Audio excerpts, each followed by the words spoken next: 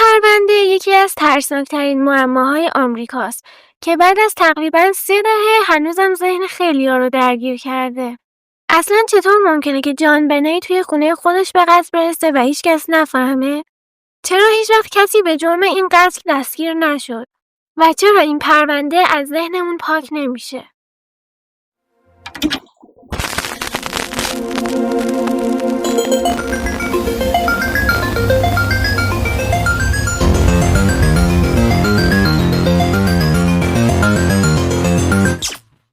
سلام، به یه ویدیوی دیگه خوش اومدین. من نیلوفرم و اینجا نیل کیسه. توی ویدیوی امروز میخوایم راجع به پرونده جان بنی رمزی صحبت کنیم. همونطور که متوجه شدین این پرونده هنوز حل نشده و پرونده‌هایی که هنوز حل نشدن و تحقیقات روشون ادامه داره خیلی تئوری‌ها و داستان‌ها راجبشون زیاده. ولی من سعی کردم تا جایی که تونستم همه تئوری‌هایی که برام جالب بود و از منابع خارجی پیدا کردم و براتون ترجمه کردم و قرار کامل از اول براتون توضیح بدم. خب بریم سراغ پرونده. جان بنی رمزی تو 6 اوت سال 1990 به دنیا اومد و ملکه زیبایی کودکان بود و اگه کشته نمیشد الان 34 سالش بود. حالا بریم سراغ خانواده رمزی. پتسی رمزی مادر جان بنی خیلی درگیر مسابقات زیبایی دخترش بود. خودش طراحی لباس میکرد، حرکات نمایشی رو میساخت و عملاً مربی دخترش بود. جان بنی هم واقعاً استعداد داشت. اعتماد به نفسش و روحیه اجتماعی خیلی خوبش باعث شده بود که تو این مسابقات بدرخشه. تا 6 سالگی کلی عنوان مهم گرفته بود، مثل لیتل میس کلرادو و امریکاز رویال میس و خیلی چیزای دیگه. البته راستش من خودم زیاد با این ایده مسابقات بچه‌ها حال نمی‌کنم. اینکه یه بچه رو مثل یه زن بالغ بپوشونن و آرایش کنن به نظرم زیاد جالب نمیاد. شاید آدمای ناجور رو جذب کنه، ولی خب به هر حال این فقط نظر منه. پتسی و جان حسابی دخترشون رو حمایت میکردن و یه پسر هم داشتن به اسم برک که 3 سال از جان بنی بزرگتر بود. برک برعکس جان بنی خیلی ساکت و آروم بود و اصلا دنبال شهرت یا زرق و برق نبود. رابطه‌شون هم مثل رابطه‌های معمولی خواهر برادرها بود. دعواهای کوچیک، بازی‌های مشترک و این چیزا. ولی برک تنها خواهر یا برادر جان بنی نبود. اونا از ازدواج اول پدرشون هم 2 تا خواهر ناتنی و 1 برادر ناتنی هم داشتن. ملینا و جان اندرو خیلی ازشون بزرگتر بودن. جان اندرو متولد 1976 و 14 سال از جان بنی بزرگتر بود. ملینا هم متولد 1972 و 18 سال ازش بزرگتر بود. البته اونا یه خواهر دیگه هم داشتن به اسم الیزابت که متاسفانه توی تصادف ماشین تو سال 1992 4 سال قبل از مرگ جان بنی فوت کرد. خانواده رمزی از بیرون مثل یه خانواده کامل و بی‌نقص به نظر می‌رسیدن. یه خونه زیبا، بچه‌های موفق و کلی خاطره‌های خوب. ولی خب همه چی اونطور که به نظر میاد نیست. خانواده رمزی تو خونه زیبایی زندگی میکردن که حاصل موفقیت‌های تجاری جان بود. اینجا اینم اضافه کنم که جان بنی اسمشو از پدرش گرفته بوده. این خونه 3 طبقه داشته که طبقه سوم مختص جان و پتسی بوده که شامل 2 حموم، کمد بزرگ، اتاق لباس شخصی و 1 شومینه تو اتاق خواب عظیمشون میشده. همه بچه‌ها تو طبقه دوم زندگی میکردن. دخترها یه طرف و پسرها طرف دیگه طبقه. اتاق بازی بچه‌ها هم وسط طبقه قرار داشت و 2 بخش رو از هم جدا میکرد. از نگاه همه خانواده رمزی خانواده مرفه و موفقی به نظر می‌رسیدن. با این حال تو مصاحبه‌ای که اخیراً انجام شده جان از خانواده‌شون در مقابل تصویرسازی رسانه‌ها به عنوان یه خانواده تجملاتی و ثروتمند انتقاد کرد. اون گفت خانواده‌شون اصلاً خودش رو ثروتمند نمی‌دونستن، با وجود اینکه شرکتش درآمدهای زیادی داشت. اون گفته بود ما خودمون رو ثروتمند نمیدونستیم. من همینجور به کار کردن ادامه میدادم و فقط کار میکردم. و پول بیشتری از اون چیزی که فکر میکردم داشتم. But we were portrayed as I was president of a company that had done $1 billion in revenue. We were a distributor, we're like a grocery store. You got to sell a lot of milk and eggs to make a little bit of money. And that was the kind of business we're in. So in our industry, that was not a huge business. البته به نظر میرسه که اونا از دید مردم خیلی ثروتمند بودن. چون شرکت جان در اون زمان گزارش کرده بود که درآمدی نزدیک به $1 میلیارد داشته. جان حتی تو سال 1995 از توی اتاق بازرگانی بولودور کلرادو به عنوان کارآفرین موفق سال انتخاب شد. به هر حال من فکر میکنم که خانواده رمزی نمیخواستن که به عنوان یه خانواده پولدار و مغرور که فقط به خودشون اهمیت میدن دیده بشن. در شب کریسمس 1996 جان بنی و برک بخشی از روز رو صرف باز کردن هدیه هاشون کردن و شب هم قرار بود با دوستانشون به یه مهمونی کریسمس برن. خانواده تو اواخر شب برگشتن و بچه‌ها رو به رخت خوابشون فرستادن. حالا نکته مهم اینه که جان رمزی خودش جان بنیو به رخت خوابش برده بود. صبح روز بعد ساعت 5:30 صبح پرسی از خواب بیدار شد و روزش رو شروع کرد. وقتی تا نصفه های راه پله رو رفت متوجه شد که 3 تیکه کاغذ روی پله ها افتاده. یک یادداشت درخواست پول برای $118,000 برای دخترش جان بنی بود. فوراً به اتاق دخترش دوید تا ببینه دخترش اونجا هست یا نه. ساعت 5:52 صبح گم شدن جان بنی به مقامات گزارش شد و تعقیب و جستجو شروع شد. به نظرم مهمه که این یادداشت درخواست پول رو بخونیم. این یادداشت خیلی جالب و عجیب غریبه. میخوام این یادداشت رو براتون بخونم تا خودتونم بتونید بررسی کنید. و من هم تو ادامه ویدیو اونو تحلیل میکنم. آقای رمزی لطفاً دقت کنید. ما گروهی از افراد هستیم که نماینده یک فاکسیون خارجی کوچک میباشیم. ما به کسب و کار شما احترام میذاریم، اما به کشوری که شما برای آن کار میکنید احترام نمیذاریم. در حال حاضر ما دختر شما رو در اختیار داریم. اون فعلا سالمه، ولی اگه میخواید که اونو بازم سالم ببینید باید دستورالعملهای ما رو دقیقاً دنبال کنید. شما باید $118,000 از حساب خود برداشت کنید. $100,000 باید در اسکناس‌های $100 باشه. باقی مونده $18,000 باید به صورت اسکناس‌های $20 باشه. حتما یک کیف مناسب اندازه پولها هم با خودت ببر تا بانک. وقتی به خونه برگشتی پول رو توی کیسه کاغذی قهوه‌ای بذار. من فردا بین ساعت 8 تا 10 صبح بهت زنگ میزنم و دستورات رو بهت میگم. تحویل دادن این پول خیلی خسته کننده خواهد بود. پس پیشنهاد میکنم استراحت کنی. اگه متوجه بشیم که زودتر از موعد پول رو آماده کردی ممکنه زودتر بهت زنگ بزنیم و تحویل رو جلو بندازیم. یعنی دزدیدن دخترت رو شروع میکنیم. هر گونه انحراف از دستورات من منجر به اعدام فوری دخترت میشه. همچنین جسدش رو هم برای دفن بهت نمیدیم. 2 نفری که مراقب دخترت هستن زیاد از تو خوششون نمیاد. پس توصیه میکنم اونا رو تحریک نکنی. اگه با کسی حرف بزنی درباره وضعیتت مثل پلیس، FBI یا اگه به بانک اطلاع بدی دخترت میمیره. اگه پول علامت گذاری بشه یا دستکاری بشه دخترت میمیره. تو رو برای پیدا کردن وسایل الکترونیکی اسکن میکنیم و اگه چیزی پیدا کنیم دخترت میمیره. میتونی سعی کنی ما رو فریب بدی، ولی باید بدونی که ما تمام تکنیک ها و اقدامات ضد پلیسی آشناییم. اگه دستورات منو دنبال کنی 100% شانس داری که دخترت رو برگردونی.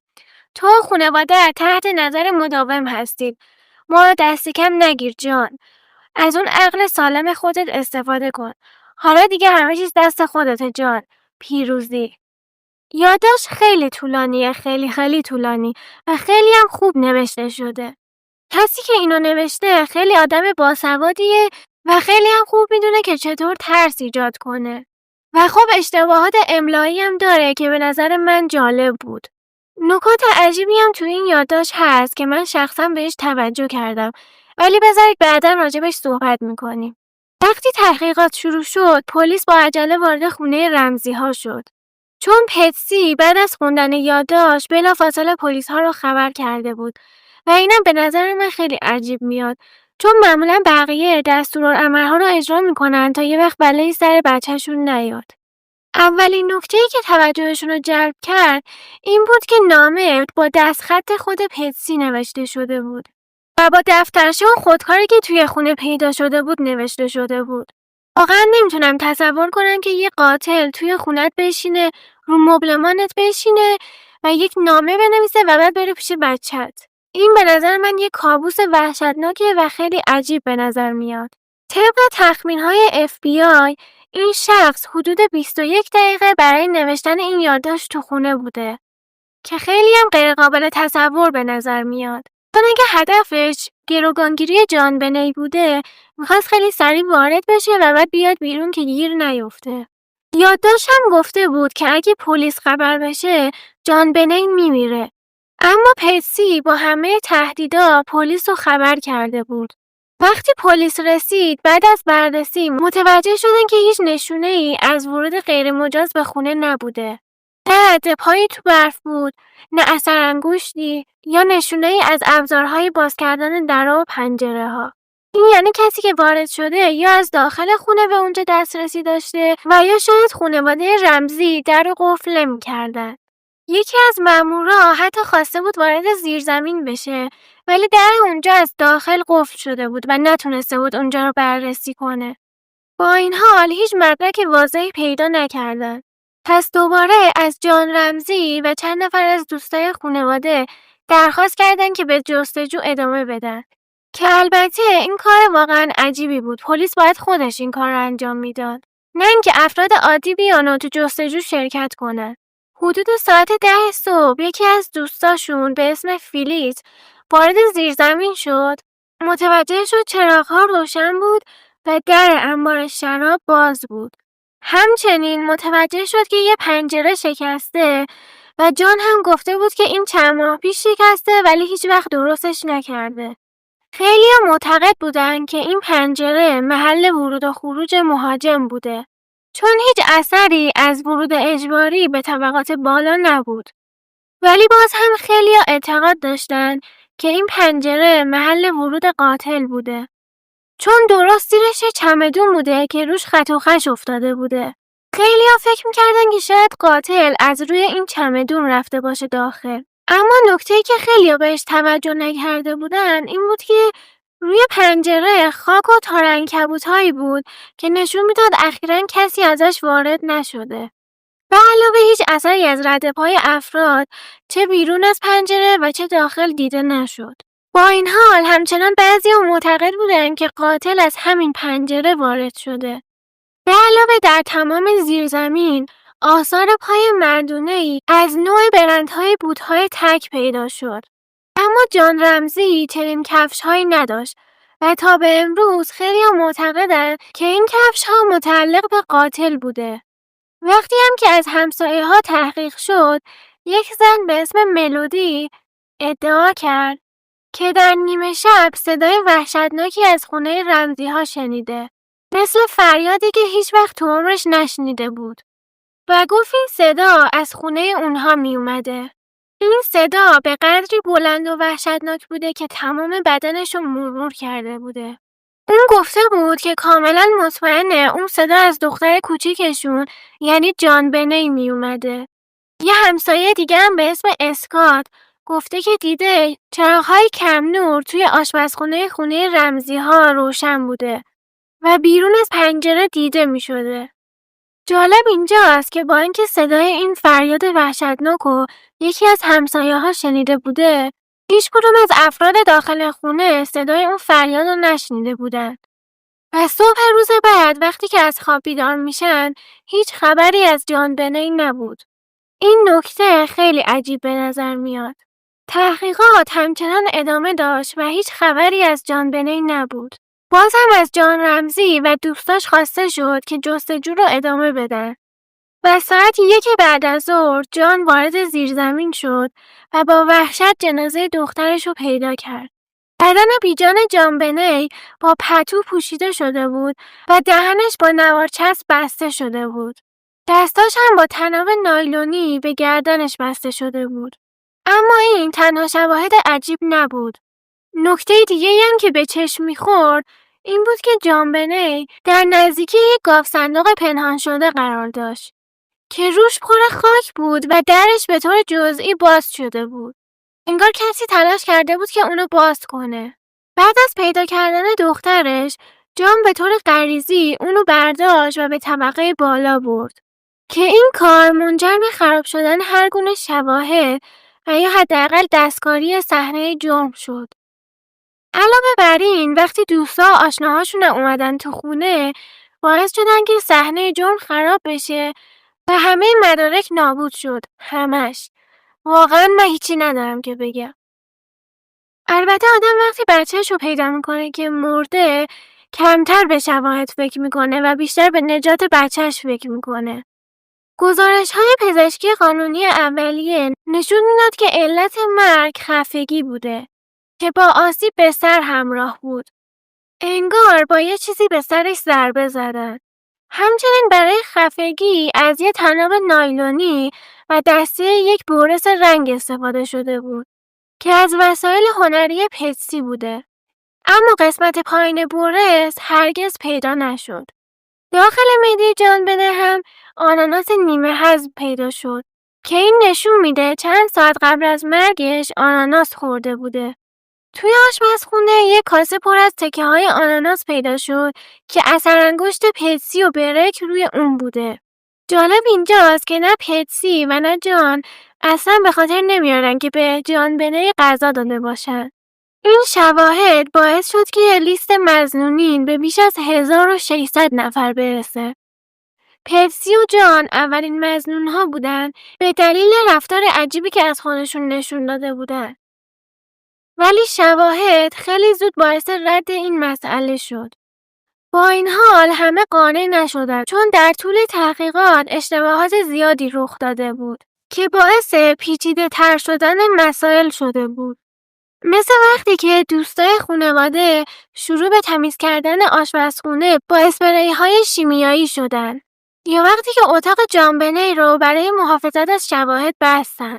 ولی بقیه خونه کاملا باز بود و همه میتونستن وارد بشن. در نهایت شواهدی هم که باقی موندن اشتباه برچسب گذاری شدن و در طول تحقیقات شواهد محرمانه با خانواده رمزی و دوستاشون به اشتراک گذاشته شدن. به طور کلی تحقیقات خیلی ضعیف پیش رفت و کلی اشتباهات مرتکب شدن. همین باعث شد که دو گروه مختلف تشکیل بشه. یکی از گروه‌ها معتقدن که یک شخص خارجی مسئول قتل جان بنی بوده. ولی گروه دیگه یعنی پلیس معتقد بودن که خانواده رمزی‌ها مسئول قتل بوده. این اختلاف نظر باعث شد که فرماندار کلرادو دستور بده یک هیئت منصفه بزرگ برای تصمیم گیری در مورد اینکه آیا رمزی‌ها باید محاکمه بشن یا نه تشکیل بشه. در اوایل سال 1999 علیه رمزی‌ها اتهامی مطرح شد که شامل قرار دادن کودک در شرایط خطرناک که منجر به مرگ شده و ممانعت از اجرای عدالت بود. این یعنی هر دو والدین جان بنی رو یا به صورت عمدی یا غیر مستقیم تو خطر قرار داده بودن که منجر به مرگ اون شد و همچنین به کسی کمک کردن که از مجازات جرم‌ها از جمله قتل و آزار کودک فرار کنه. با این حال خانواده رمزی تحت پیگرد قانونی قرار نگرفتن چون دادستان منطقه معتقد بود هیچ راهی وجود نداره که بشه با 100% اطمینان ثابت کرد که اونا مرتکب جرم شدن. حتی با پیشرفت علم هم نمونه دی ان ای های قدیمی که از صحنه جرم پیدا شده بودن شناسایی نشدن. حالا این پرونده هنوز باز مونده و حتی تحقیقات جدید هم نتونستن نتیجه خاصی بگیرن. تو ادامه برخی از فرضیه ها و مظنون ها رو بررسی میکنیم. اولین فرضیه اینه که خود والدین مرتکب این کار شدن. اینو باید بگم که الزاما این حرف من نیست، بلکه داریم نظریات بقیه رو بررسی میکنیم. اولین نکته اینه که تماس 911 در 26 دسامبر توسط پتسی انجام شد. 911 emergency. Police. What's going on? 5515th Street. What's going on there, ma'am? We have a kidnapping. Hurry, please. Explain to me what's going on, okay? There's a note left and our daughter's gone. A note was left and your daughter is gone? How old is your daughter? 6 years old. She's blind. 6 years old. How long ago was this? I don't know. I just found the note. And my daughter's Does it say who took her? What? Does it say who took her? I don't know. There's a ransom note here. It's a ransom note? It says SBTC. Victory. که از پلیس خواست به خونه‌شون بیاد چون دخترشون گم شده و یک یادداشت باجگیری پیدا کردن. پتسی خیلی پریشون و مضطرب تلفن کرده و میگه که دخترش ناپدید شده و یه یادداشت گروگانگیری پیدا کرده. اما پلیس و اپراتور 911 به این نتیجه رسیدن که تماس تلفنی خیلی شبیه به یه نمایشنامه بوده. یعنی انگار خیلی از قبل تمرین کرده بوده. از اون طرف تحقیقات نشون داد که انتخاب کلمات و لحن پتسی به نظر می اومد که از قبل آماده شده بوده. و جالبتر از همه بعد از اینکه پتسی گوشی رو قطع کرد یه صدای غیر طبیعی شنیده شد که انگار میگفت چطور تونستی این کار رو بکنی؟ Patsy?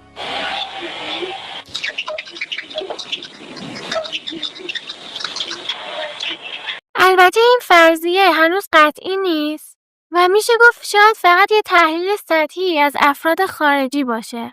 حالا بیاین برگردیم به نامه باجگیری. یکی از جنبه‌های مهم تحقیقات قتل جان بنی یادداشت درخواست گروگانگیری بوده. این یادداشت که دست‌نویس و خیلی هم طولانی بود برای خیلی از کارشناسا به نظر مشکوک می‌رسید. به ویژه اینکه کاغذ یادداشت از دفتر خود پتسی و از خودکار خود پتسی هم استفاده شده بود. حالا چرا باید یه آدمربا این کارو بکنه؟ یعنی چرا باید تو خونه شما بشینه و این همه وقت صرف نوشتن یادداشت بکنه؟ این برای یه آدمربا ریسک خیلی زیادی داشت. کارشناسا تخمین زدن که نوشتن این یادداشت حدوداً 21 دقیقه طول کشیده که تقریباً نیم ساعت میشه. نیم ساعت وقت گذاشتن برای نوشتن یه یادداشت در حالی که قرار جرم وحشتناکی انجام بدی، این خیلی عجیب به نظر میاد. حالا این یادداشت به دلیل اشتباهات املایی خاص در بعضی از کلمه ها مثل بیزینس و پوزیشن هم عجیب بود. چون این خانواده به طور معمول آدم‌های تحصیل کرده‌ای بودن و خیلی بعیده که چنین کلمه‌هایی رو اشتباه بنویسن. البته کارشناسان زبانشناسی میگن که این اشتباه‌ها ممکنه عمدی بوده باشه تا هویت واقعی نویسنده پنهان بشه. و نکته جالب اینجاست که انگار میخواسته دستخطش رو عوض کنه. ولی به طور عجیبی مشابه دستخط پتسی بوده. حتی از نظر فونت و سبک نوشتن این خیلی جلب توجه کرد. و اینطور به نظر میرسه که شاید والدین خودشون این یادداشت رو جعل کرده باشن. البته این هنوز تایید نشده. اما به هر حال این شواهد احتمال اینکه نویسنده این یادداشت پتسی بوده رو بیشتر میکنه. این همونطور که گفتیم باعث شد که جان از لیست مظنونین خارج بشه. چون یادداشت خیلی شبیه به دستخط پتسی بود. بعد از این پلیس از پتسی خواست که نمونه‌ای از دستخط خودشو بده تا بررسی کنن. اما همچنان همه اینا یه فرضیه است و هیچی ثابت نشده. بازجویی پتسی رمزی 6 ساعت و نیم طول کشید. در حالی که شوهرش جان فقط 2 ساعت بازجویی شد. اصل کامل بازجوییشون هم دیوونه کننده طولانیه. ولی من خوندمش. بله خوندم. خیلی ازش درباره اینکه کیا هستن، از کجا اومدن و با کیا در ارتباط بودن و این چیزا پرسیدن. عملاً کل تاریخچه‌شون رو تعریف کردن. اما داستان پتسی پر از چیزهای عجیب بود و خیلی شبیه به جوابهای وکیل پسند به نظر می رسید. مثلا خیلی راحت از اینکه یادداشت باجگیری از دفترچه خود پتسی نوشته شده بود گذشت. ولی خب در نهایت هیچ وقت هیچی ازش در نیومد. و پتسی در نهایت به عنوان یه زن بیگناه از دنیا رفت. آره، پتسی هم در اثر سرطان از دنیا رفت. و همونطور که همیشه قانون میگه تا وقتی که جرم ثابت نشده اون آدم بیگناهه. و اما میریم سراغ تئوری بعدی. یکی از عجیب‌ترین نظریه‌های این که قاتل کیه تو پرونده جان بنی اینه که برادرش بریک اونو کشته. حالا یا عمدی یا غیر عمدی. تأکید میکنم که این فقط یه تئوریه. اما کل این حدس و گمانا از میان وعده شبونه آناناس سرچشمه میگیره. طبق این تئوری نصف شب بعد از اینکه از مهمونی اومدن بریک داشته آناناس میخورده. و اینم اضافه کنم که شیر و آناناس خوراکی مورد علاقه جان بنی بوده. Did you and she eat pineapple together at any time during the day? Maybe. Like, I don't remember specifically eating pineapple, but very well could have. Like, would you remember eating pineapple 20 years ago? Like, you know. و بعد جان بنی از خواب بیدار میشه و میبینه که بریک داره آناناس میخوره. و یه تیکه ازش بر میداره و همین باعث میشه که بریک عصبانی بشه. و با یه چراغ قوه که بغل دستش بوده و خیلی هم سنگین بوده بزنه تو سر جان بنی. و ضربه باعث بیهوش شدنش میشه. و جان و پتسی هم فکر میکنن که دخترشون مرده و سعی میکنن صحنه سازی کنن. و با یه سیم جان بنی رو خفه میکنن و نامه باجگیری مینویسن. باز هم میگم همه اینا حدس و گمانه و هیچ مدرک قطعی وجود نداره. ولی وقتی این تئوری سر زبون بقیه افتاد، مردم شروع کردن به زیر و رو کردن گذشته بریک. دنبال هر نشونه‌ای بودن که نشون بده یه جای کارش میلنگه. سال 2016 مستندی اومد به اسم پرونده جان بنی رمزی که این تئوری رو به شدت تقویت کرد. تو این مستند مأمور سابق FBI جیم کلمنت ادعا کرد که بریک یه سری مشکلات روانی مرتبط با رفتارهای مدفوع و محور داشته. بله، درست شنیدین. میگفتن که اون به مدفوعش علاقه شدیدی داشته و حتی روی کادوهای کریسمس جان بنی و دیوارهای اتاقش هم مدفوع میمالیده. اگه این حرفا درست باشه خب واقعا وحشتناکه و نشون میده یه الگوی رفتاری غیرعادی نسبت به خواهرش داشته. اما این تنها چیزی نبود که مردم در موردش میگفتن. مثلا یه ماجرای دیگه هم هست که میگن بریک یه بار با چوب گلف زده تو صورت جان بنی و این باعث شد که یه جای زخم روی صورتش بمونه. Did you hit your sister with a golf club? Not on purpose. She was standing behind me and I went. البته من خودم عکسای این قضیه رو پیدا نکردم، پس نمیتونم قطعا بگم که اتفاق افتاده یا نه. با این حرفا و داستانا رسانه‌ها تیتر زدن که بریک قاتله.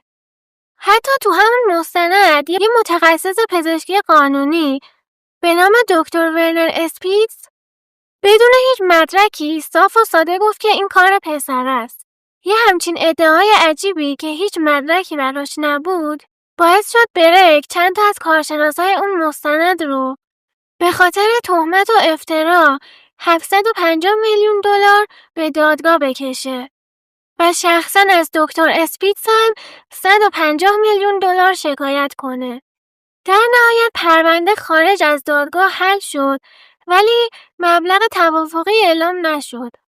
ولی تقریبا مطمئنم که یه پول توپل دستش اومده. مردم حتی فیلم‌های مصاحبه بریک رو هم بررسی کردن. مخصوصا مصاحبه‌ای که وقتی 9 سالش بود با پلیس داشت.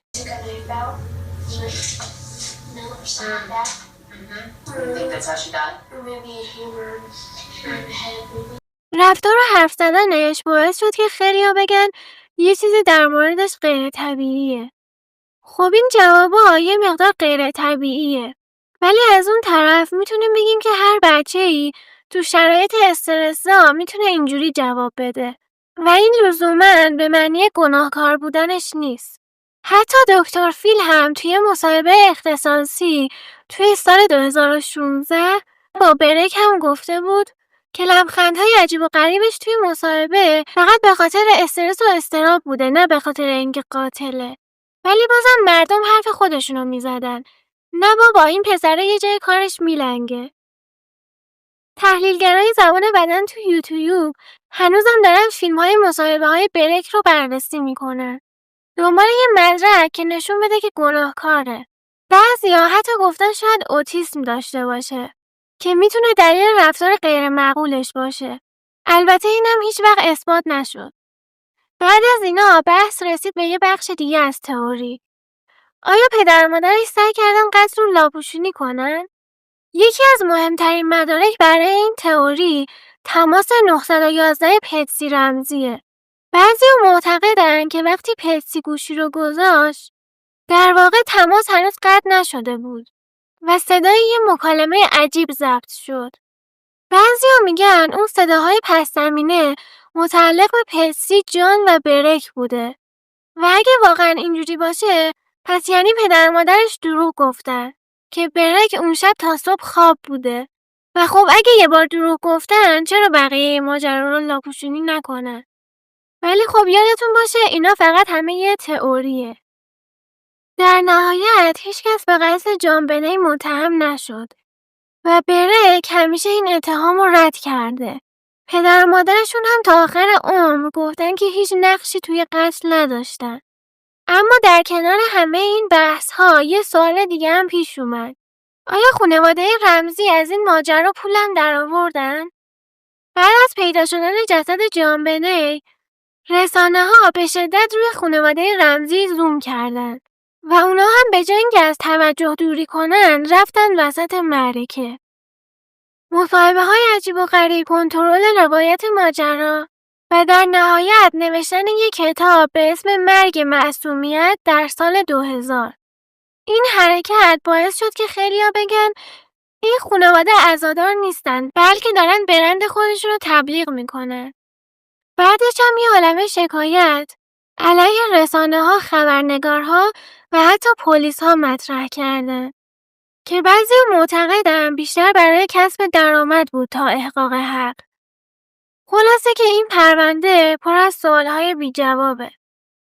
یه مستند جدید نوامبر سال 2024 اومد به اسم پرونده سرد، چه کسی جان بنی رمزی را کشت. این مستند باعث شد که دوباره اسم این پرونده سر زبونا بیفته. ولی خب این مستند چی میگه؟ بذارید خلاصش رو بهتون بگم. اول از همه کارشناسان نامه باجگیری رو جعلی دونستن. این یکی از مهمترین شواهدی بود که از اول پرونده وجود داشت. ولی خب این چیزی نیست که تازه گفته بشه. این اطلاعات قبلا هم گفته شده بود. بعد به چمدونی که زیر پنجره بود اشاره میشه.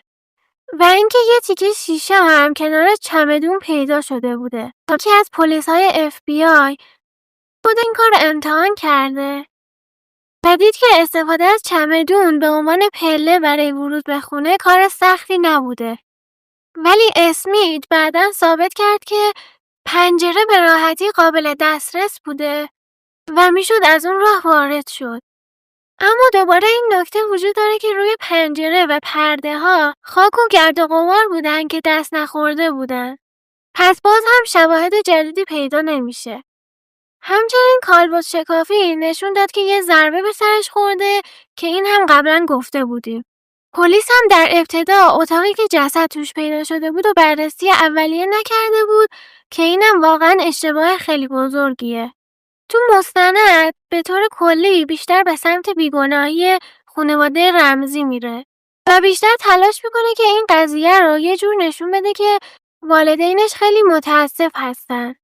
همچنین گفته میشه که آزمایش DNA ثابت کرد که خانواده رمزی قاتل نیستن. ولی بعداً گفته شد که شواهد DNA دستکاری شده و بنابراین نمیشه گفت که قطعاً اونجوری بوده. یک بازرس به اسم استیو توماس اعتراف کرده که پلیس و FBI اطلاعاتی به رسانه‌ها دادن تا مجبورشون کنن تا باهاشون صحبت کنن. استیو توماس بعداً یک کتابی نوشت که تو اون پتسی رمزی رو قاتل میدونست. گفته که پلیس سعی کرده از طریق رسانه‌ها فشار بیاره تا رمزی ها باهاشون حرف بزنن. توماس هم معتقد بود که پتی از دست جان بنی توی یه حمله عصبی بهش ضربه زده بوده و بعد صحنه قتل رو طوری چیده که نشون بده یه دزد بچه رو برده. اما در مستند جان رمزی گفته بود که همسرش تازه تونسته بوده از سرطان تخمدان نجات پیدا کنه و خیلی خوشحال بوده که زنده است. بنابراین بعید به نظر می رسید که به این خاطر عصبانی بشه. شواهد هیچ وقت نتونست ثابت کنه که خانواده رمزی توی این قتل دخیل بودن. همچنین گفته میشه روی صورت و پشت گردن جان بنی علامت‌هایی وجود داشته که احتمالاً توسط استونگان که یه نوع تفنگ شوک الکتریکی ایجاد شده. اما بعضی‌ها معتقدن که اونا جای قطار اسباب بازی بریک بوده که باهاش به جان بنی ضربه زده بوده. اما اینم هنوز مدرک قطعی نیست و هیچ شواهدی برای تایید یا ردش وجود نداره. توی یه منطقه نزدیک چند ماه بعد از قتل جان بنی یه مورد مشابه اتفاق میفته. پلیس گفته بود که هیچ شباهتی بین این دو پرونده وجود نداره. در سال 2013 معلوم شده بود که هیئت منصفه رأی به صدور حکم علیه هر دو والدین داده بودند. اما دفتر دادستانی این اقدام رو پیگیری نکرد. همچنین پلیس چندین مظنون مرد رو مورد بررسی قرار داد. یه مرد ناشناخته به اسم داکسوز به قتل اعتراف کرده بود. این مرد بعد از چندین سال با پلیس تماس گرفت و در مورد جزئیات نحوه قتل صحبت کرد. ولی بعداً معلوم شد که این مرد جان مارک بوده که یه معلم ابتدایی بوده و در تایلند زندگی می‌کرده. و رفتارهای عجیبی نسبت به بچه‌ها داشته. ولی هرچند که هیچ وقت محکوم نشد. حتی تماس‌های اون با پلیس نشون میداد که به صورت دقیق در مورد نحوه قتل جان بنی صحبت کرده. اما چون دی ان ای اون با شواهد محل قتل تطابق نداشت آزاد شد. در سال 2022 خانواده رمزی درخواست کردند که پرونده دوباره بررسی بشه. اما خب اگه مستندهای جان بنی رو ببینید یا سایر مستندا تو بعضی جاها چیزهایی مطرح شده که قبلا گفته نشده. اما به طور کلی روایت اصلی به طور واضحی بیشتر به سمت دفاع از والدین و بیگناهی اونا پیش میره. در هر حال اینم نظر من بود. اما در نهایت امیدواریم که یه روز این پرونده حل بشه. واقعا این قتل قلب آدمو به درد میاره. چون هم خیلی عجیب غریبه هم خیلی هم غم انگیز. و امیدوارم کسی که این کار کرده تو جهنم بسوزه. ولی خب این همه چیزی بود که من در مورد پرونده جان بنی داشتم. واقعا امیدوارم که یه روز حقیقت مشخص بشه. این پرونده هنوزم برای خیلی‌ها سوال بزرگیه. خب مرسی که تا اینجای ویدیو همراهم بودین. حتما نظراتتون رو تو کامنت ها برام بنویسید و به هم بگید به نظرتون کدوم تئوری درسته یا قاتل کی میتونه باشه. و اگه از این ویدیو خوشتون اومده لایک و سابسکرایب یادتون نره. راستی نظرتون راجع به آرایشم چیه؟ عاشقتونم. فعلا بای.